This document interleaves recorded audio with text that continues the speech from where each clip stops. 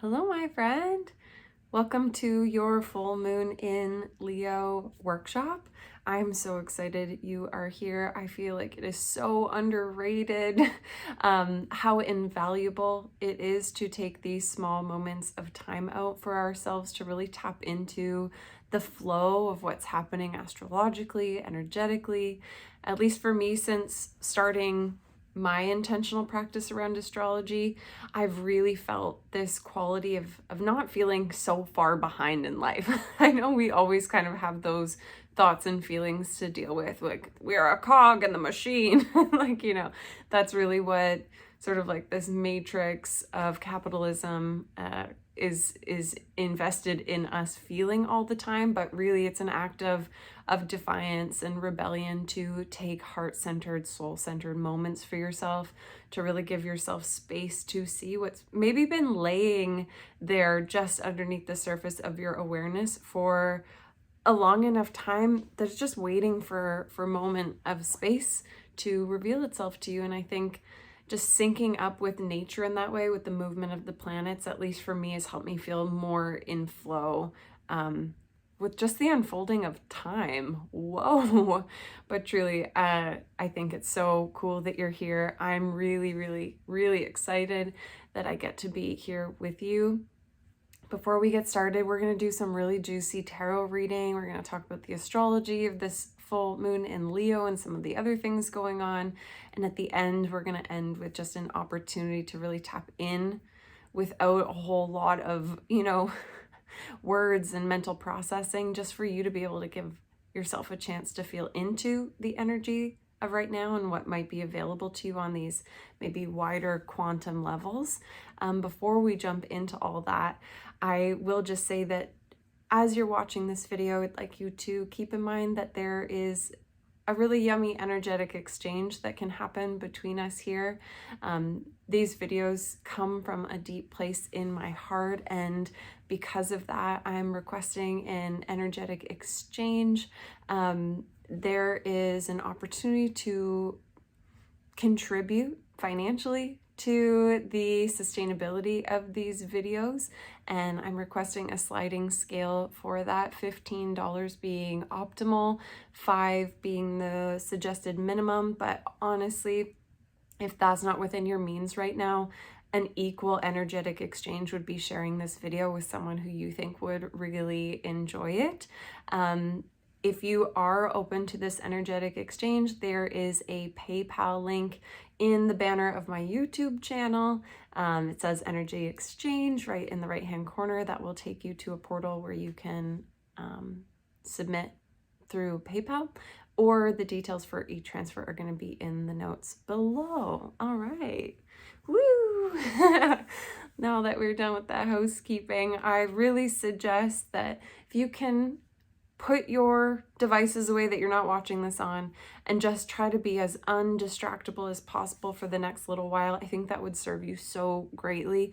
Another act of defiance and rebellion right now is to take back our ability to be single-mindedness. And that's not narrow-mindedness, but single-pointedness, as if we were doing a living, breathing meditation, by living our lives and allowing our full awareness to come to a single point. I think we really underestimate the power of that. When we can bring our energy to one focal point, the things that can be illuminated and created come so much more clearly. So that's just an invitation to create a bit of space for yourself here. Give yourself an opportunity to delineate this time right now, us together, from what you were doing in the rest of your day or evening. And yeah, make sure that you make this a little bit more special for yourself. If you haven't already, if you have a candle nearby, maybe you can pause the video and light that, or an incense, or maybe have a couple sips of water, put on some warm socks. You get the gist. We're really here to tap in and give to ourselves. Okay, so since the last new moon in Aquarius, which was only a couple weeks ago. I don't know about you, but I really sure feel that when I'm sitting with sort of this new moon influx, where we're really intentional about what we've planted, our intentions that we've planted, gives us an opportunity over those 2 weeks where we're coming to the peak of the lunar cycle at the full moon, to really get a sense of how things are shifting. Again, almost slowing down time through intentionality to see what we are fostering. So in the time since the new moon in Aquarius, we've already had a lot happen. The most notable thing is that Uranus, the planet ruled by Aquarius, has gone direct. So it was in retrograde, which always pulls our energy a bit more inward. It's more contemplative. Things might feel like they're on pause as we're digesting this energy and information. And then when a planet stations direct, there's a surge of forward moving energy. And I mentioned in the last video, in the last note, that it's so important to care for our nervous system at this time, because Uranus is the planet of energy in simple terms. So Uranus rules Aquarius. If you look at the glyph, sort of the symbol for Aquarius, it's those two jaggedy lines. Whenever I see that, I think electricity. I think energy. And for that reason, Uranus is responsible for things like deep cosmic space. It's galactic, but it also rules things like the internet, geomagnetics of our brain, our heart, our planet, the quantum grid. So whenever you hear Aquarius or Uranus, think about energy and electricity. And the reason why it's so important to pay attention to our energetic capacity when things with Uranus are happening is because Uranus has the capacity to shake shit up really quickly. It rules sudden events, shifts, and changes. For this reason, it's also linked to things like earthquakes and volcanoes, especially because Uranus, energy, electricity, sudden change, has been in the sign of Taurus, which is Earth, for a long time. Earth also is the material, is our body. So when things are happening in Uranus, we really need to look to the nervous system. So ever since the 22nd of January, when Uranus went direct, I'm curious if you've been noticing, the word that's coming to mind is like this quality of almost like feeling fritzy. Like fritzy, if a huge surge of energy was moving through a light bulb, that kind of like zzz feeling. A lot of people talk about when energy gets sort of heightened, this quality of ascension symptoms. I'm not sure if you've ever heard of this. It's sort of a new agey term that I could take or leave, whatever, but just speaks to sometimes the mental, emotional, energetic, and physical process that our bodies, the cellular material bodies in us, are going through to calibrate to new energies that are coming to the planet.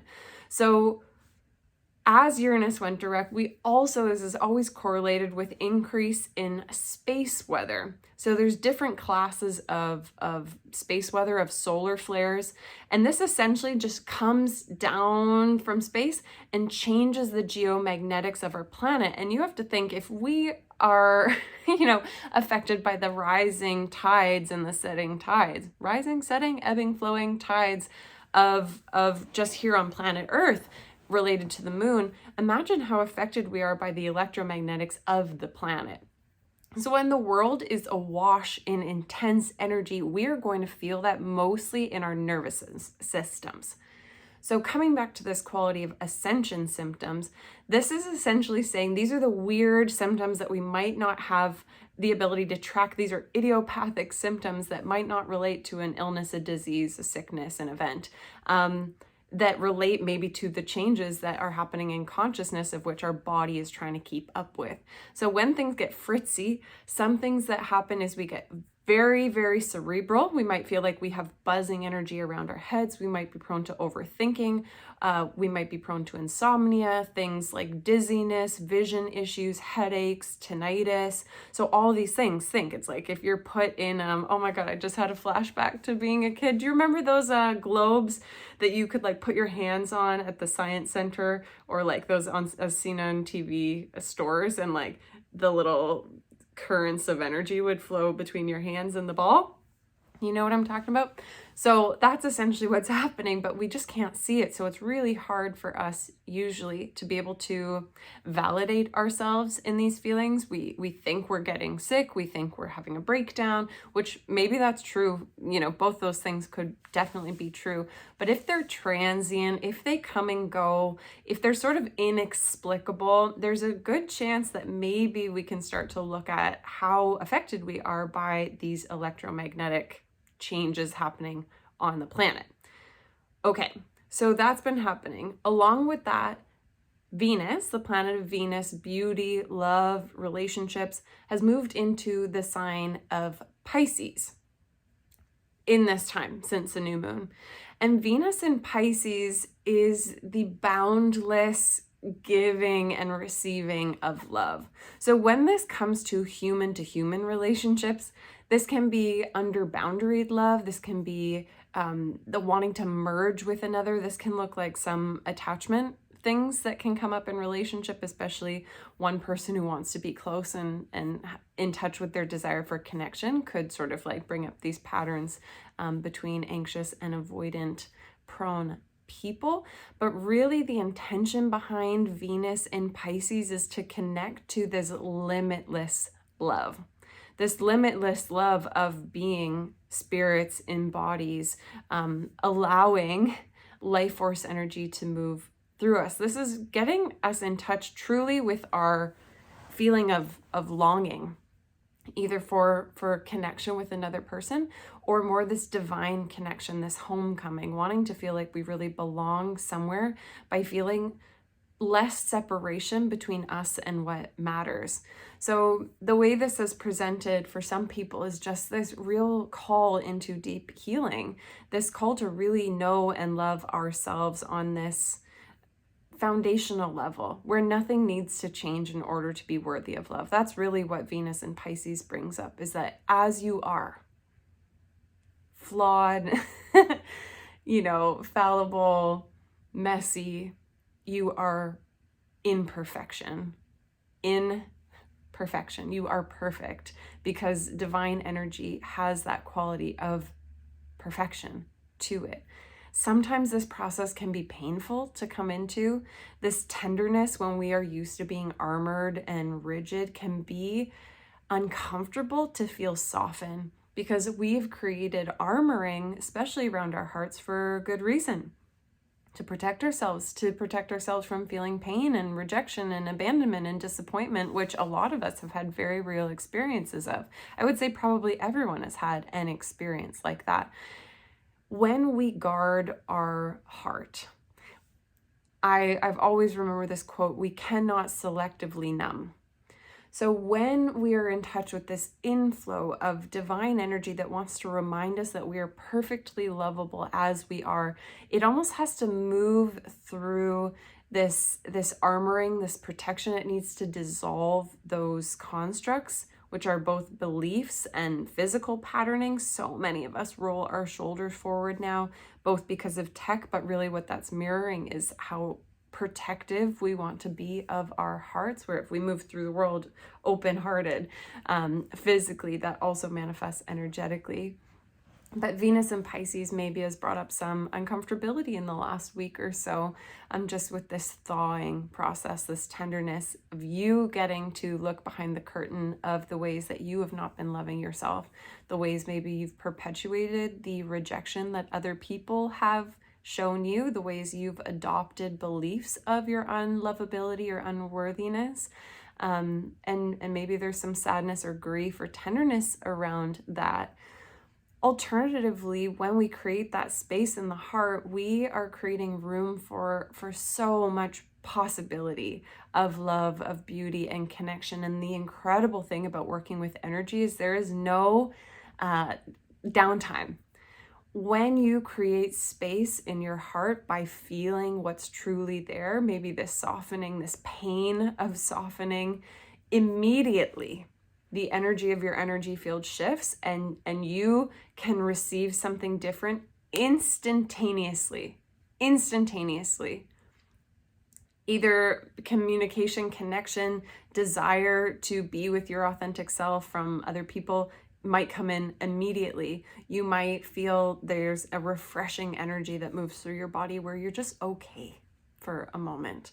And these things can be long lasting when we commit to this new energetic paradigm, or they can be fleeting if we snap right back to the default. But even still, every moment that we create space like that is an opportunity for new energy to flow in.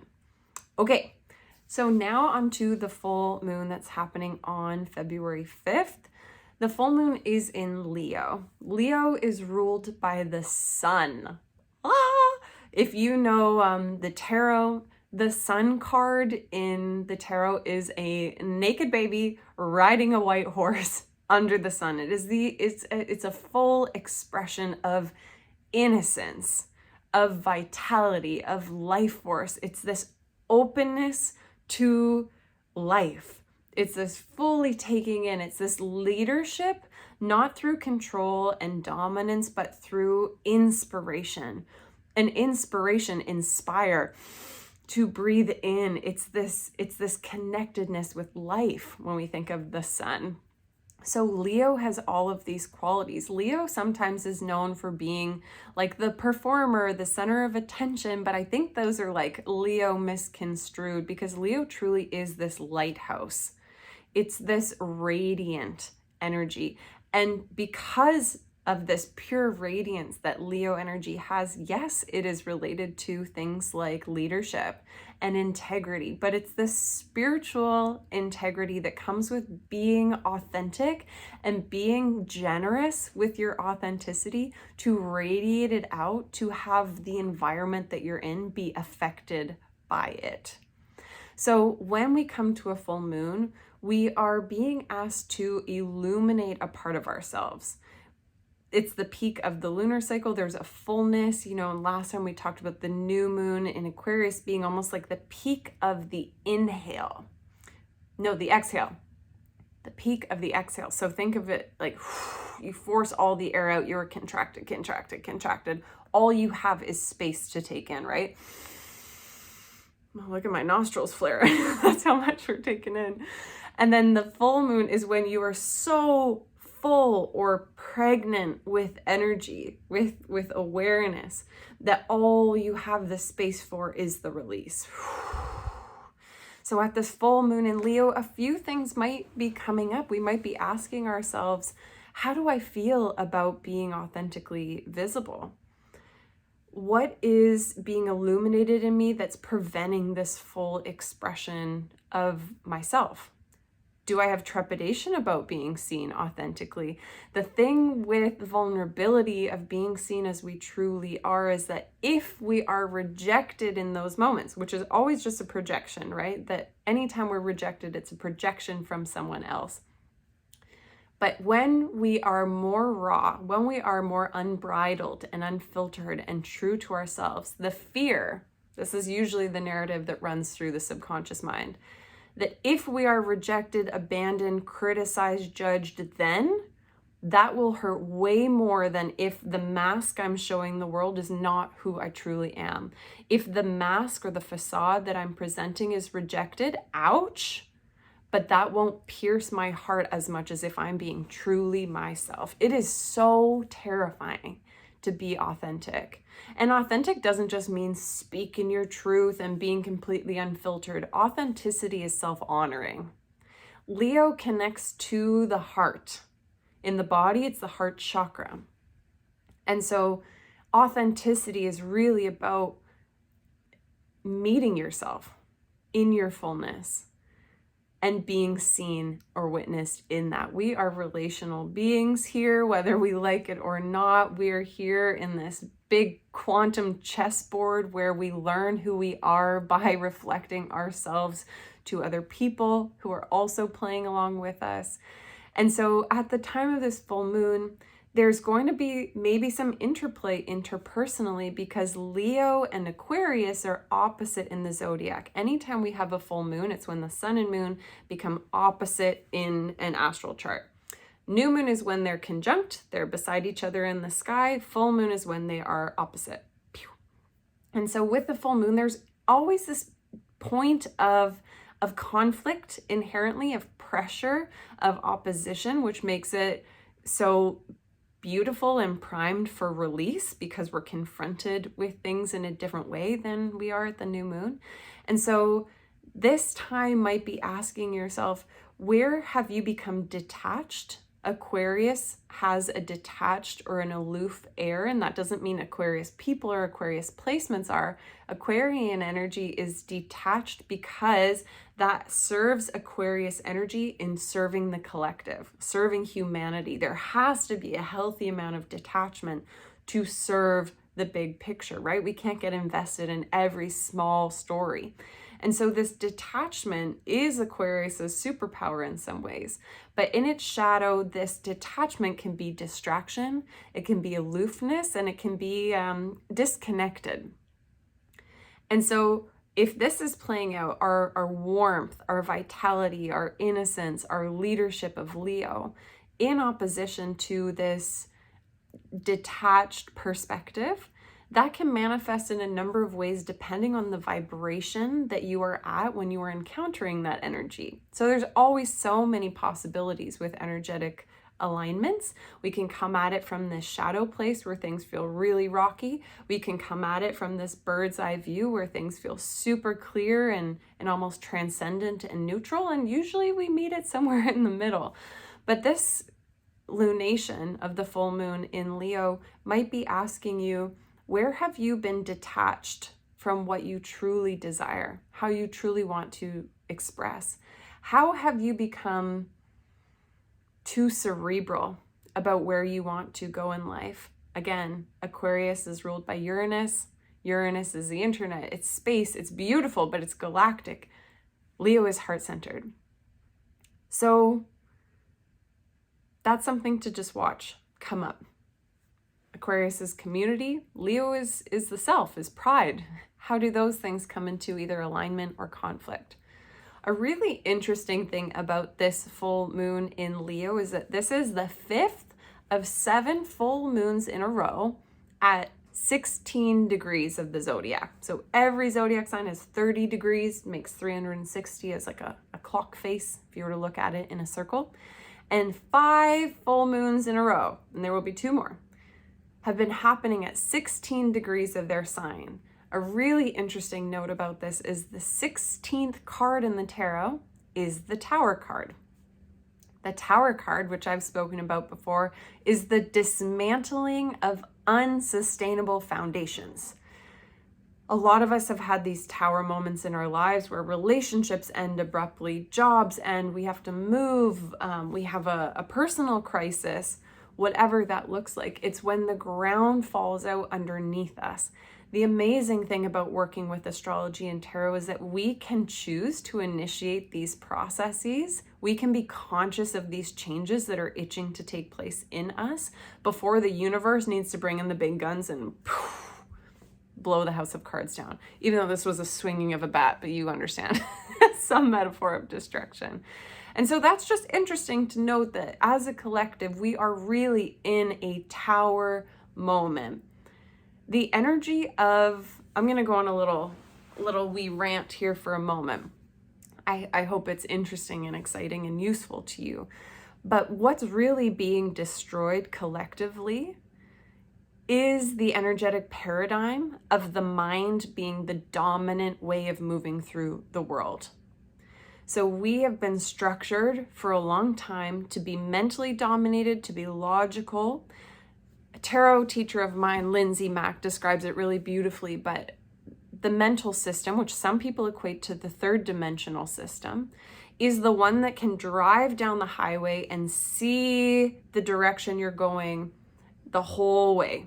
You can look right and left, you can look forward, you can see your rear view mirror behind you. It is clear and precise and calculated. That is the mental way. And we can see how much this has been valued in society. What's your 5-year plan? What's your 10-year plan? Like, fuck, I don't even know what I'm having for breakfast tomorrow. So as a whole, we have these bigger structures collapsing, which started in a big way in 2020. But essentially that the mentally dominated energetic paradigm of the world is becoming less valuable. powers of authority and control that rule from the top down are becoming less valued. And what's being, elevated is this fifth dimensional consciousness, which is essentially a consciousness guided by the heart. Lindsay Mack, this tarot teacher, talks about the heart energy being a faith-based paradigm that will never allow you to see more than one step in front of you.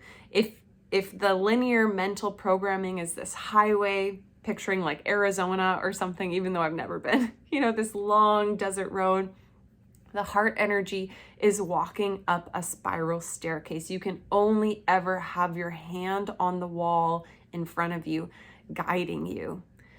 This is the fifth dimensional energy that we're shifting into, where we actually are not going to be able to logically see where we're going. We need to feel our way through.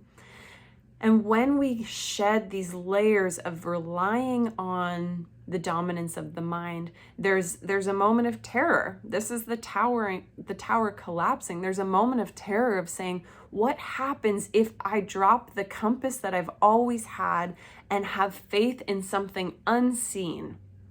This is the same way, like, how can geomagnetic changes happening in space affect me in my nervous system so personally? That's the quantum jump that we're being asked to make. That's the perspective that we are being asked to widen. Whoa, if we're not just here to be a cog in the machine, like, what the fuck are we here for? Leo energy is going to make us confront that because it's useful in serving this upgrade from the mental programming to a paradigm ruled by the heart.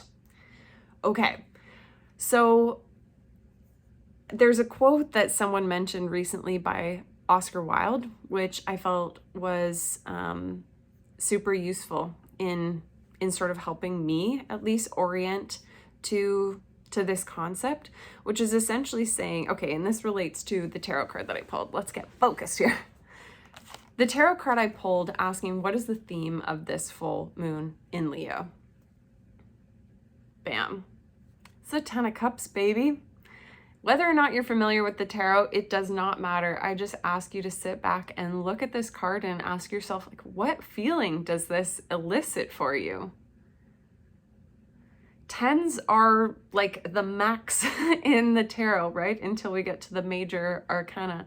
But cups are always going to rule the emotional self.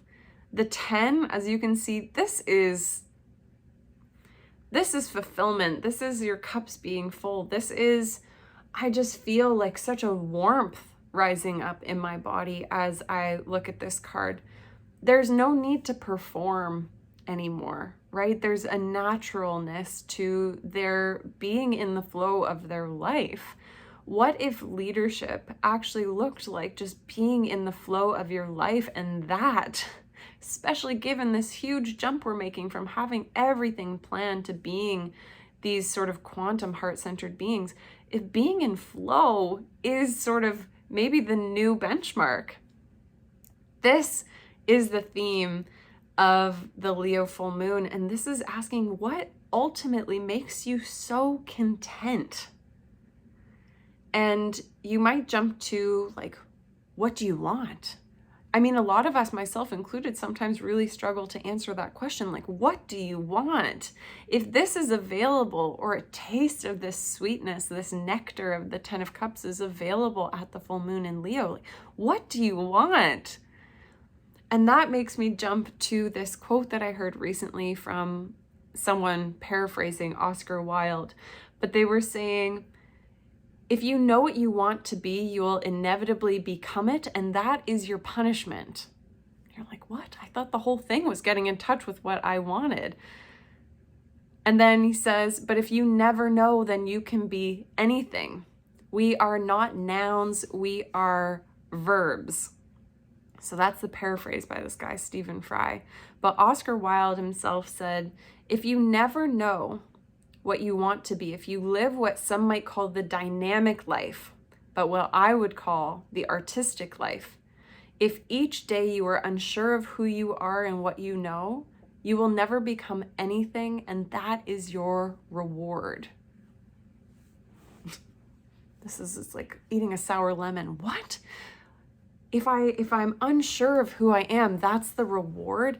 And I really think that this speaks to so many levels of contentedness, of perfection of this moment, of no longer seeking for something that you want to become, for being in this open receptivity of who am I today? This verb that maybe we can start to reframe our intentions as, rather than, I want to be here, I want to have this. Like, how do you want to express it? Do you want to live it? Do you want to love it? Do you want to teach it? What is the way that your soul is asking you to express? And could that not be your leadership? So many people come to spiritual work and they're like, well, I want to know what my purpose is. Your purpose is to express. Leo in the astrology chart rules the 5th house. It's dynamism, it's creativity, it's children. Children are the living, breathing essence of dynamic creative energy. And that's really what I heard in this quote from Oscar Wilde. If you live the dynamic life, that is your reward, to never become anything. Anyway, something to sit with. I think I still need to digest that too, but this is what is available to us now. Now, I asked the tarot, what is it that really wants to be illuminated? If the lunar cycle is the one that is illuminating, shedding a light on, what energies is available that's being illuminated within us as a collective? You watching this video. And I pulled this, the Empress. And again, if you look at these cards together, like, is this not already like, oof, this is not Netflix and chill. This is like frolic and be fucking free, but rested and content. Like, that's what I feel in this. The Empress is a human energy card. We look at the High Priestess, the second card in the deck. She's really, or they are really, the subconscious energy. The Empress is really the embodiment of the yin, and this does not matter what body you are in or how you identify. The Empress is this yin energy, and look, there's Venus, beauty, artistic nature, this expression of love, of aesthetics, of art. There's so much ease in this card. If you look at this waterfall coming down the side, this person's, guided by their celestial nature, this crown of stars, that there's just this receptivity of the abundance that is already here. That sounds so fucking flaky. Truly, I hear myself say it, because it's hard sometimes to have these concepts or these energies translate, but allowing us to luxuriate in the fact that what is being illuminated is the yin nature of us all. The yin is the one that doesn't need to strive to become, because it is. If you look at yin and yang, or masculine or feminine energy, I really like to see this as currents in a battery to really help me take like the human part out of it. But if you look at the yang, the masculine as the impulse, it's the spark that flies. The yin is the receptive part of the battery. It's the one that takes in, that calls in, that receives. It's the dark void that allows the light in. When we see yin or Empress energy like that, we see that we are, as a society, so yang dominant, right? We are always planning and plotting, and fuck, I mean, I have a journal too where I'm supposed to write what I'm doing every 10 minutes. That is so yang. And really, at the time of this full moon, this completion, this illumination, what the cards would like us to know is that there is perfection in the receptivity, in the receiving. I think when we get to this place of needing to change, the mind takes over because it's the dominant energy, and we want to come up with a plan. And our plan doesn't usually involve rest and receive and set intentions while we dream. It's usually, what am I going to do? Not how do I want to feel, and what shifts do I need to make to create an environment for myself to be able to receive that. This person has a crystal sphere that just shows that the possibilities really truly are limitless when we receive, when we just allow. Like, holy shit, what a concept.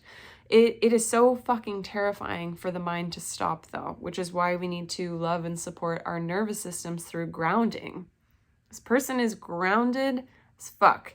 You can even tell their hand is on their knee, feet are on the earth. There's a grounded nature to this receiving. It's not frantic.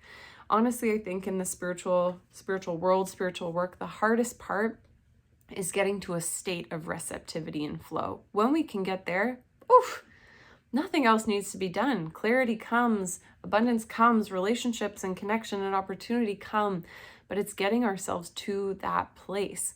So it might be useful to even ask yourself, like, how does my body react when I invite in receptivity? When I invite in my desires to be fulfilled in the perfection that I already am?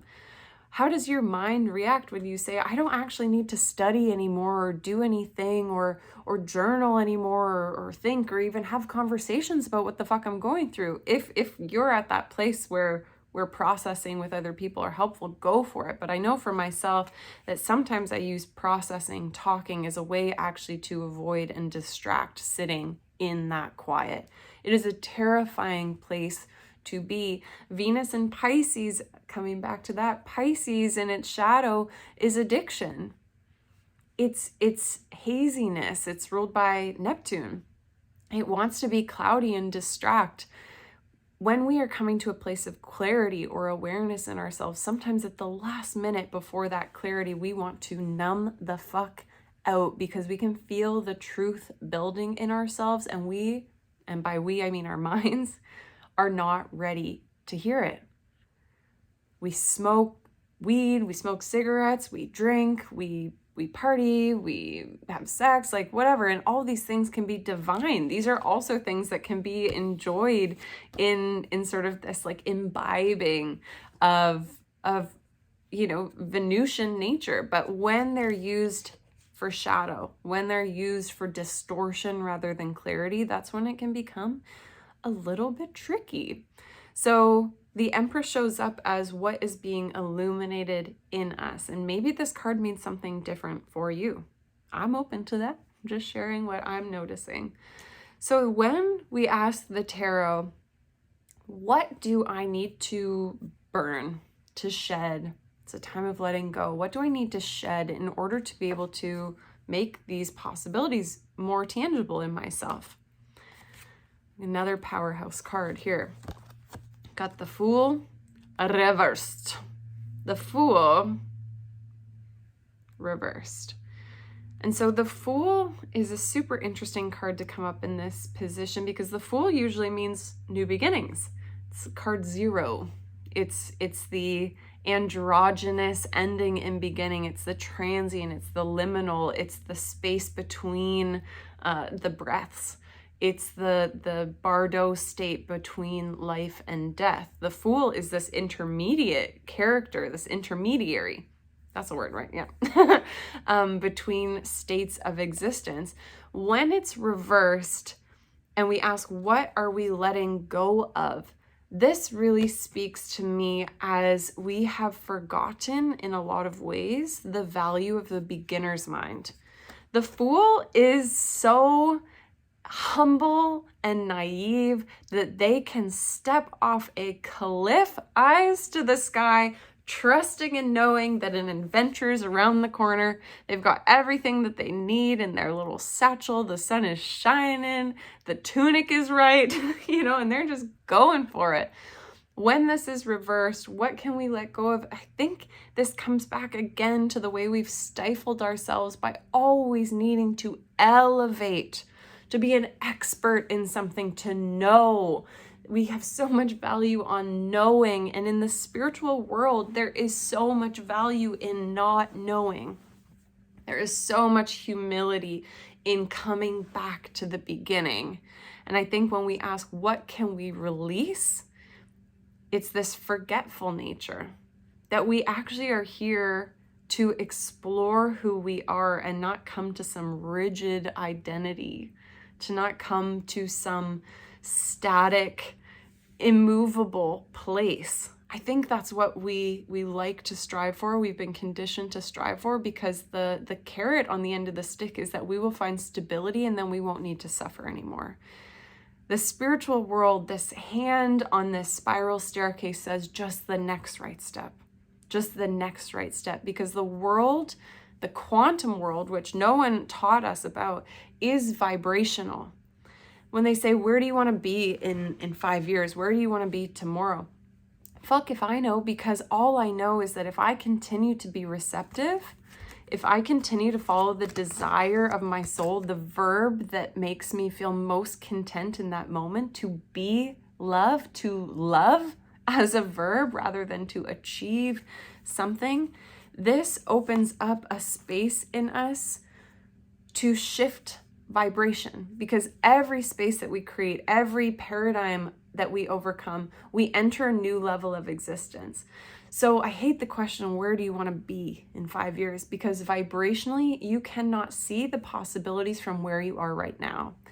If you exist, say, on a temperature spectrum, because vibration is a spectrum. If you exist at the color red, red vibrates low and slow. Or maybe to give a more emotional example, if you are living in a fear-based state right now, not knowing what's going to happen, and fuck, I hear you, tortilla chips are $7. This is the closest thing to the apocalypse. Like, I'm being facetious, but also not, you know? Things really feel like they are reaching a crisis. We're at this tower progression overall. But when we are in a vibration of fear or worry, all we can see when we look out along that landscape of this long road of the mental paradigm, the 3D world, all we're going to be seeing is different opportunities that reflect back to us that vibration of fear and worry. We're going to be clutching our pearls at every step, because all we see is different doors of the same frequency. No! When we accept that we don't know where life is going, when we accept that all we have to guide us is the compass of how we want to feel, of permission to rest and to receive and to be in the other half of our nature that we've collectively neglected, then ironically, beautifully, by not knowing, that vibrational gauge rises to something like acceptance, to something like hopefulness or optimism or service to the people around us. When our vibration rises, bam, the elevator has gone up, you open the door, everything you see now is going to be different than when you were at that different vibration. So I digress. When we are being asked to shed at the time of this Leo full moon is this belief that we know what the fuck we're doing, and to come back to the beginner's mind. Every tradition talks about humility, talks about the beginner's mind starting over. If you started every day with, I'm curious where this day is going to go. If every time you saw your partner or your family or a friend, you said, I wonder who this person is in front of me. We are no longer projecting what was. We are giving space for something that could be different. And yes, this is super hard when you've seen a pattern repeat in yourself and someone else for 20 years. How could they be different? But how do you know if you've never created space for them or yourself to be different? I really think that that's what's being asked to be released at this time. So now, it's a lot of talking and a lot of listening and maybe a lot of feeling. And so I think this is a really good time for us to transition to some receiving. Let's practice. And so even feeling your body right now, letting all of this land, coming back to that electricity metaphor of Uranus, when we are in spiritual learning, when we are exploring things from a felt sense, from a quantum point of view, it's natural to feel like you are the pillar that is grounding this information, because that is true. The way it flows through our bodies is if you are a pillar, a channel, a receiving vessel for electric currents, for energy, energy usually comes from these higher dimensional places, from this higher knowing, this higher learning, maybe more intangible, maybe harder to describe or put words to. And usually what we do is we fill up our heads with info and then we move on, poof. And it's hard to hold on to and hard to understand, hard to maybe explain to other people because we haven't embodied it. So what we do, sometimes this is the hardest part of the process, is we settle where we are and we almost envision this whack of information, this whack of electricity ground through us into the ground. So if we are the lightning rod, we are responsible for bringing this down to the earth to complete the circuit. That's going to look like allowing it into your body and allowing it to become cellular, allowing it to become memory. And so it's not just a concept, it's a felt experience. And so what we're going to do is lay back and let this settle in us. And I will say that in order to receive energy healing requires consent. I would never want you to receive anything without your consent. So if you feel like you're not in a place where you want to receive energy healing right now, thank you so much for spending time with me. You can click off this video now, but if you are ready and willing, you can stick around and get comfortable.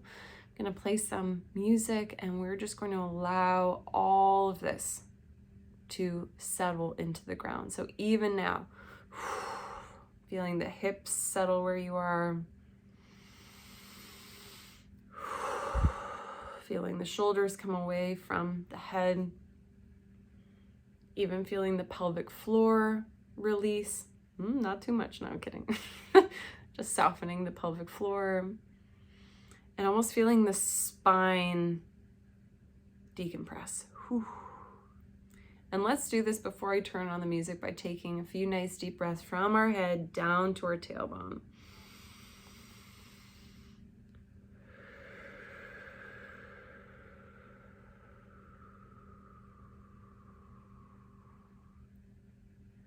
So you're allowing, let's keep breathing, the energy to settle naturally as if you were standing in a nice waterfall. The energy intuitively wants to travel down through your body to be anchored into the ground.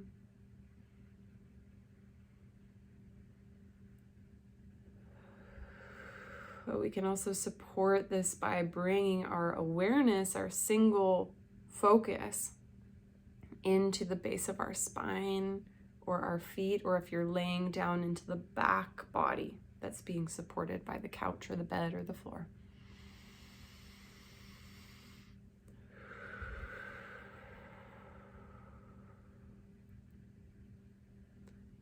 For those of you who feel like you still got some energy in your arms, you might actually want to even take your hands and almost imagine this golden sieve, this mesh filter, taking that energy in your hands and feeling it, directing it, not aggressively, slowly, gently, down your body. Whew. You might actually be able to feel that in your hands. You might feel like you're running through thicker energy. Maybe there feels like there's a pressure under your hands. Maybe there's some warmth or tingling. Nice. So getting comfy, I'm gonna put on some music and we'll just spend a few minutes really grounding and integrating this energy.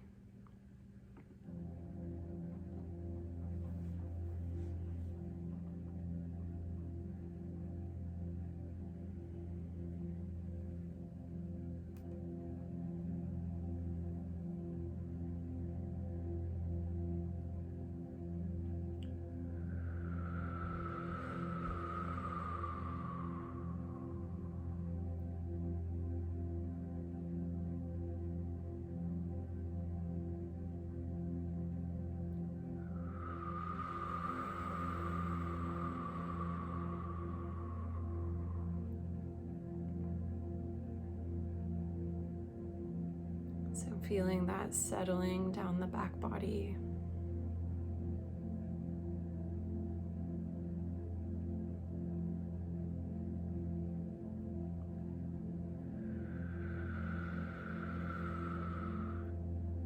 As you settle down with gravity, you might invite the thinking mind to almost settle onto a cushion in the center of your mind, center of your skull.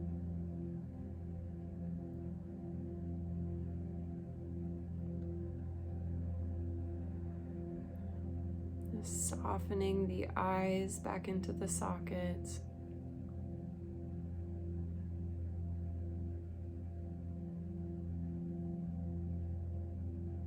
And then feeling the presence now of your heart.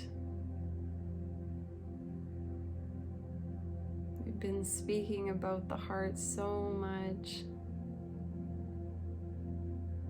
What is it like to feel into that space?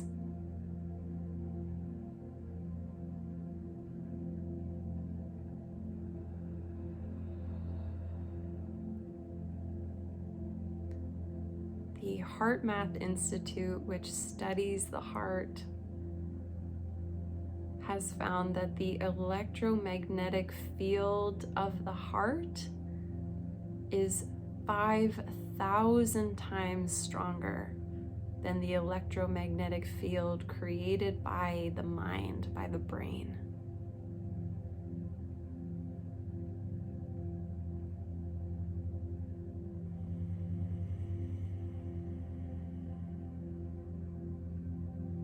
Are you aware of that current, that sphere of vibrating energy that surrounds your heart?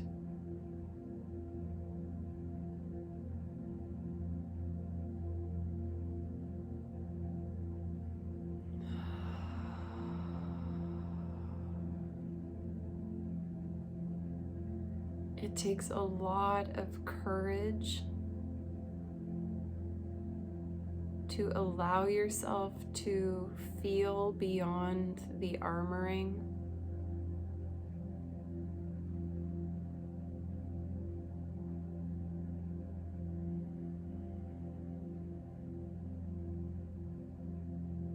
Your mind might really want to protect you from even feeling into this space.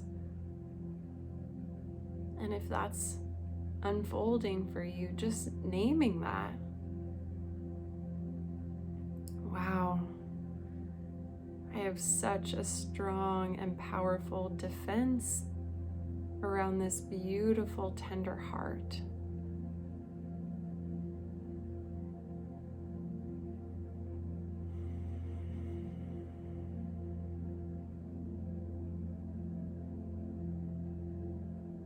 How incredible that there's a part of me that wants to keep me safe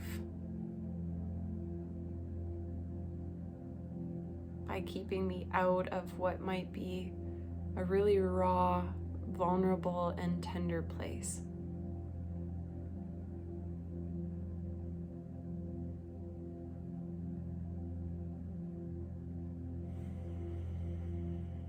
Just thank those defenses.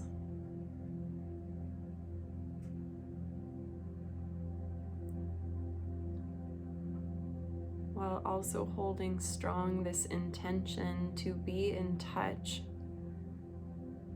with the part of us that is truly lovable and always has been exactly as it is.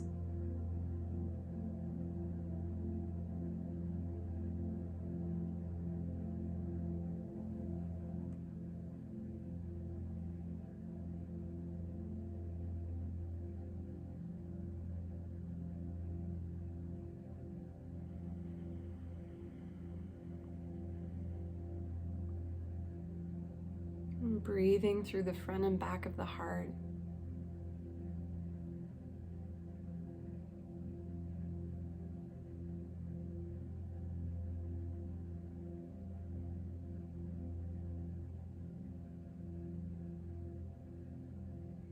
Maybe feeling even just a little bit of that space opening up.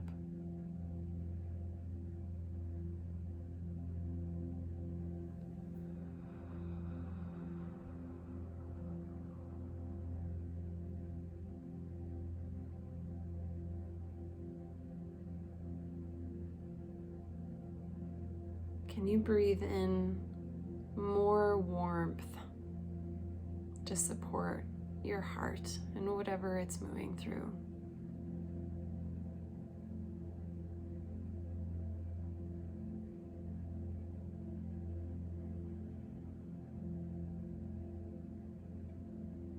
Can you pull back the curtain of the mind ever so slightly to let in more light?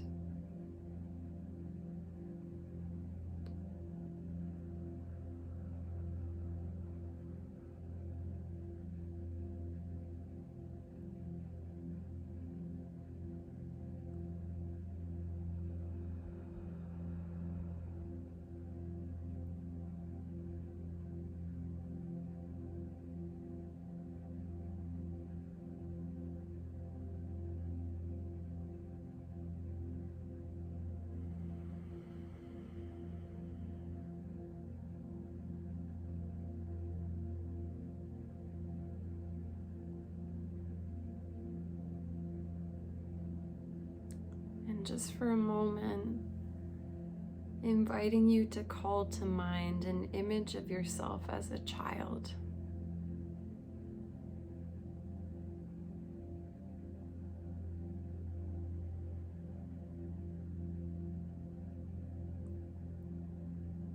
Just seeing in the eyes of this child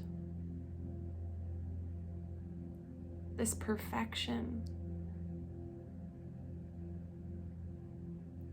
this essence that hasn't yet been corrupted.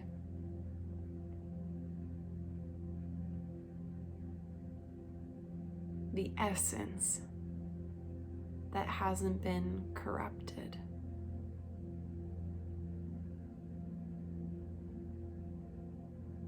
And if that's hard to find, ask to feel a glimpse of yourself as pure spirit in the womb or even before you chose to come here.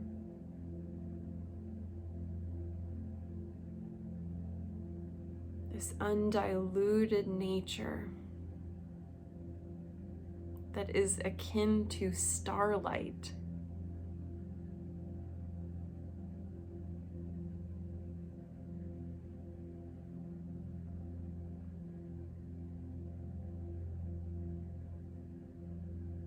All the love that had to be poured into your very existence as a soul.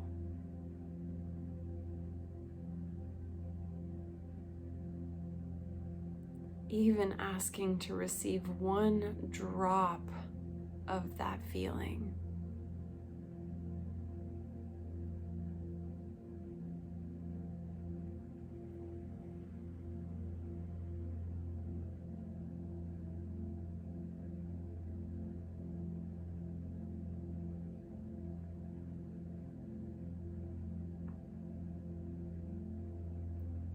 And maybe your mind is giving you examples already of the ways that you have been distorted and corrupted.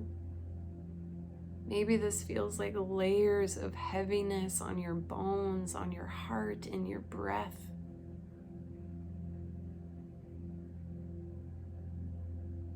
Feeling that ever illuminated spark at the center of your heart, no matter how small.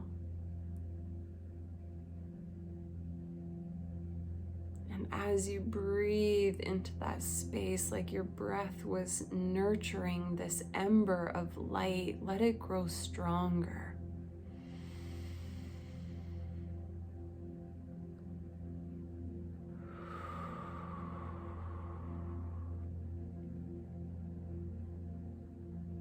Let it grow brighter so that it starts to push up against this debris, this heaviness.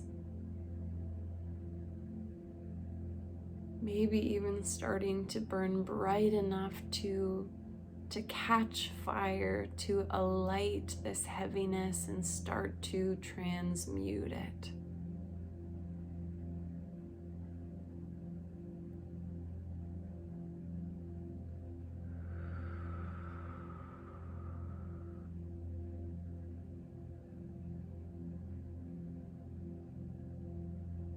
In the same way, when wood catches fire, it turns to ash, it lightens. Can you use your breath to breathe your essence in contact with this heaviness?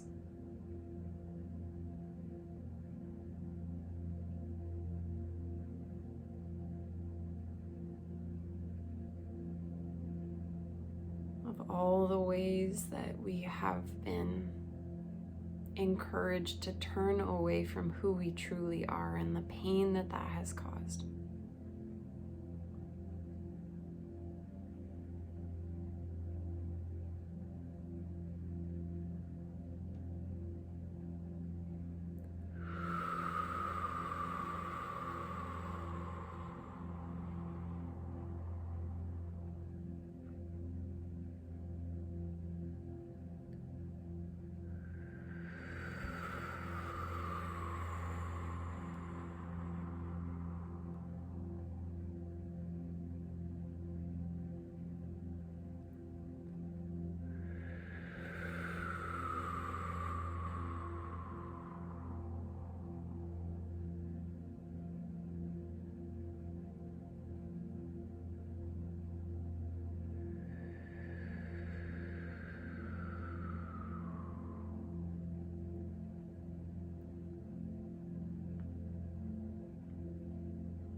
As this space maybe starts to open up in your chest, you can reinforce that by breathing into those corners, those edges, those spaces.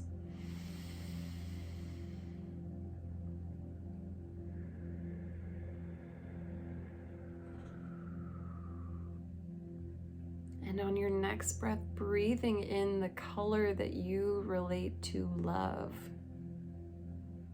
Maybe it's white, maybe it's pink, maybe it's gold or rainbow. Breathing that in.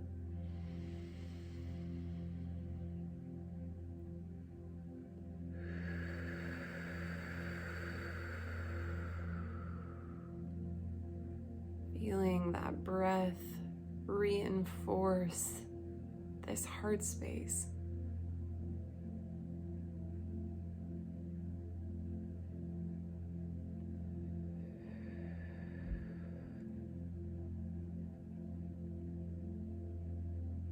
And in all of the essence of this breath you are breathing in, you are calling back your true innocence.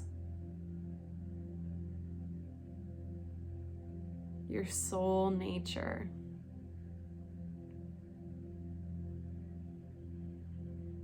Come home. Come home. Come home.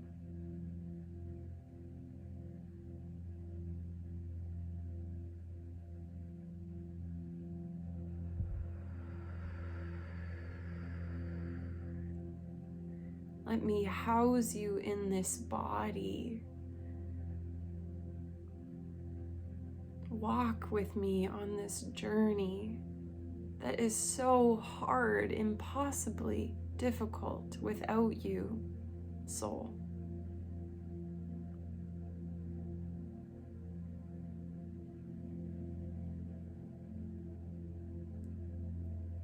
Feeling this warmth take over your body, your heart. Oof.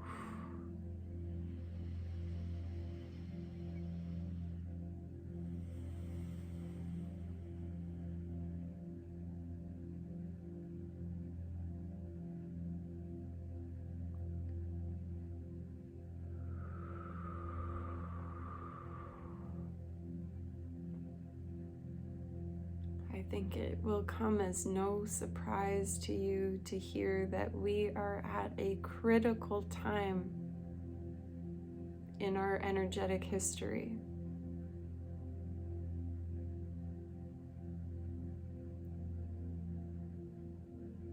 Where the force of love is trying to be extinguished so that we are easier to manipulate. as you can feel, as your soul self anchors more deeply into your heart in this moment, there is nothing, absolutely nothing that can corrupt that.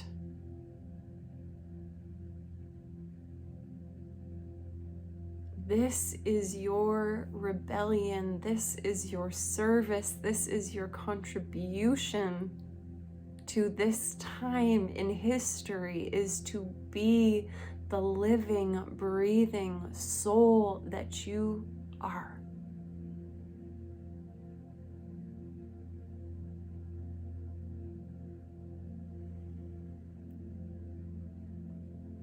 To live in flow with the desire of this part of you.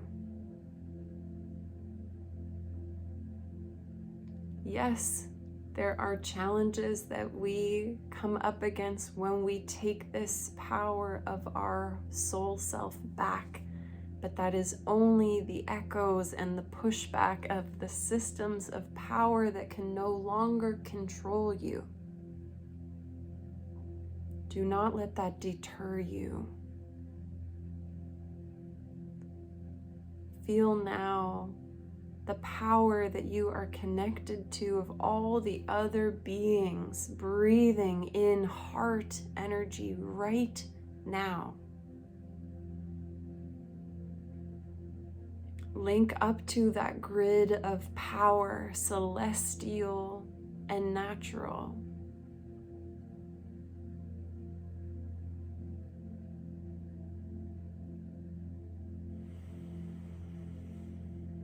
Feel the fortitude, the strength, the courage that comes from being connected in that way.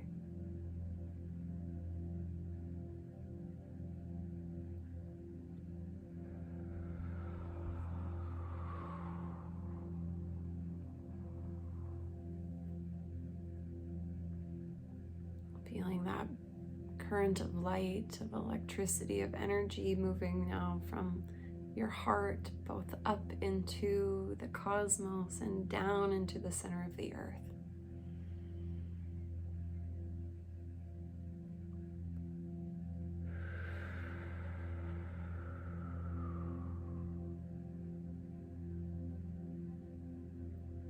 You are anchored in love.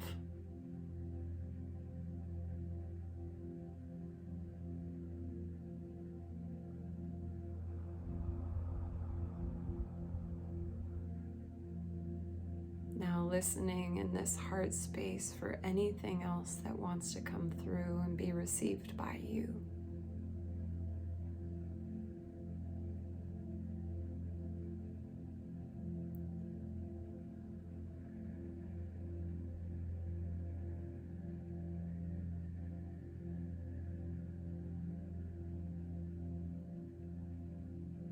How do you want to show up in leadership?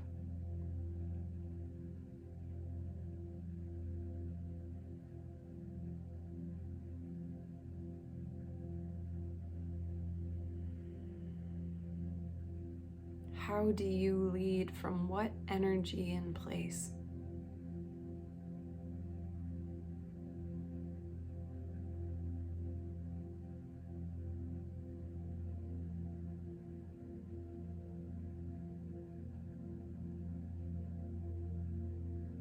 And what energy is coming to you to empower you on this sacred mission?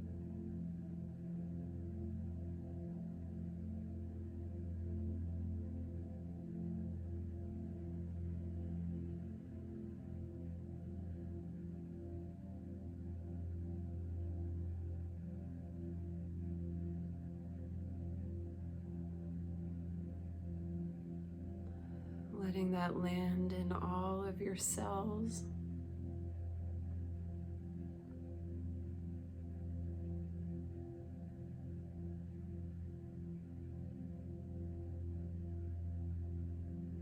Taking one last deep breath in through the heart.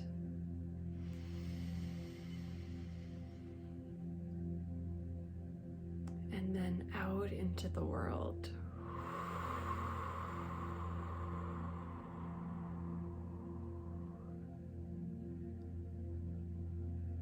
Seeing this sacred rhythm that what you've released here at this full moon only allows you to take in something so much lighter and brighter.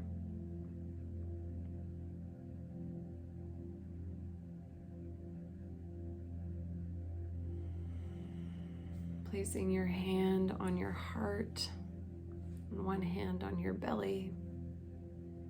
This bridge that connects your divine self and your human self. Your upper and lower natures, your divine light and your darkest shadows.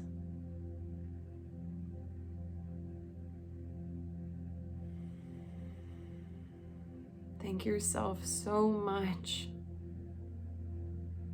for taking the time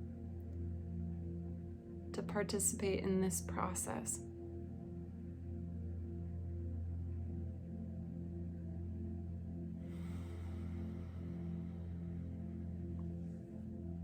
You can stay here now and rest, or you can open your eyes.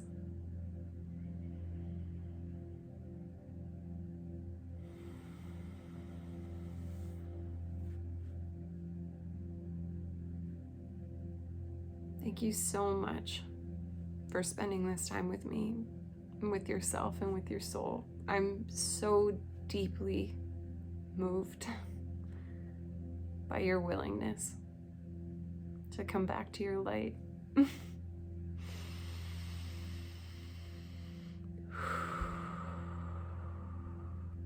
I love you.